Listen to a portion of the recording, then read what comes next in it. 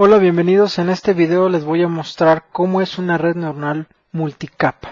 Entonces vamos a tomar una monocapa y la vamos a colocar aquí. Quiero mencionar que cada uno de estos vectores y también esta matriz de pesos sinápticos tienen un superíndice indicando el número de capa. Entonces estamos en la capa 1 y por lo tanto tiene un superíndice igual a 1. Bien, vamos a colocar otra monocapa, la vamos a colocar en serie con la capa anterior. Es decir, la salida de la capa 1 está conectada a la entrada de la capa 2. Vamos a hacer lo mismo con la siguiente capa. Entonces, la salida de la capa 2 está conectada a la entrada de la capa 1. Bien. Ahora veamos las dimensiones de cada uno de estos vectores y matrices. Entonces, en la capa 1 tenemos que, el vector de entrada es R por 1.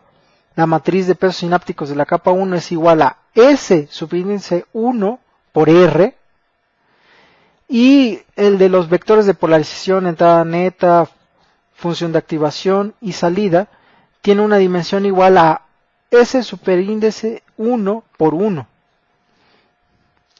Entonces, vamos a ver las dimensiones de los siguientes. Es lo mismo. Notamos que la dimensión de la matriz de la capa 2 es S superíndice 2 por S superíndice 1. Y el de los vectores de polarización, entrada neta, función de activación y salida, es una dimensión S superíndice 2 por 1. Y así sucesivamente con la siguiente capa.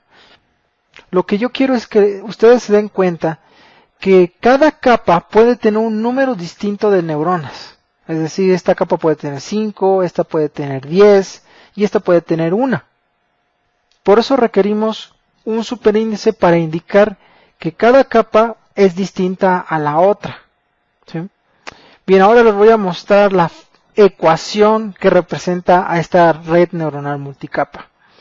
Bueno, como ven, son funciones anidadas. Es decir, aquí tenemos lo que corresponde a la capa 1, mientras que acá tenemos lo que corresponde a la capa 2, y esto de acá es la capa 3. Entonces, tenemos funciones anidadas, y esto se vuelve un poco más complicado trabajar con redes neuronales multicapa que con una monocapa. Ahora nada más quiero hacer notar que para formar una red monocapa ustedes colocan neuronas en paralelo, mientras que para formar una red multicapa ponen monocapas en serie. ¿Ok? Esa es la idea general que quiero que ustedes conserven. Bien. Quiero pasar a discutir, antes de terminar este video, con las decisiones de diseño. Aquellas preguntas que el que quiera usar las redes neuronales para resolver un problema tiene que contestar. Entonces, ¿cuáles son esas preguntas para empezar, no? Primero, quizás la pregunta más importante es ¿cuántas entradas debe de tener la red neuronal? Entonces, eso va a depender de su problema y es relativamente fácil contestarla. Por ejemplo, si ustedes quieren reconocer a una persona en una imagen, si esa imagen es una imagen que tiene 100 por 100 píxeles, ustedes necesitan 10.000 entradas. Este R va a ser igual a 10.000. ¿Ok? En ese caso. Ahora, otra pregunta es, ¿cuántas neuronas necesito?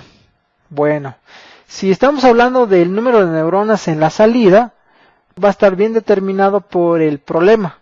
Continuando con el ejemplo del reconocimiento de una persona en una imagen, pues para saber si una persona existe en una imagen o no existe en tal imagen, entonces lo único que necesito es un bit. Es decir, que necesito una sola neurona en la salida. En la capa de salida necesito una sola neurona para que me diga si está una persona o no está la persona. ¿Ok? Mientras que para decidir cuántas neuronas debo de tener en las capas internas, eso es mucho más complicado de saber. Eso se hace a prueba y error. Otra pregunta es, ¿cuántas capas necesito? Pues mi consejo es simple. usen el menor número de capas posible. Pueden comenzar con una capa. Si el problema está resuelto con una capa, pues ya se queda ahí. Pero si no, entonces añaden otra capa y lo vuelven a intentar. Y así sucesivamente, tratando de minimizar el número de capas. Otra pregunta es, ¿qué funciones de activación debo usar? Bueno, eso va a depender del tipo de red que estén usando o el tipo de método o algoritmo para entrenar la red que estén usando. Por ejemplo, el algoritmo que se usa para entrenar una red Ada-Line requiere una función de activación lineal, mientras que para entrenar una red neuronal perceptrón requiere una función de activación escalón.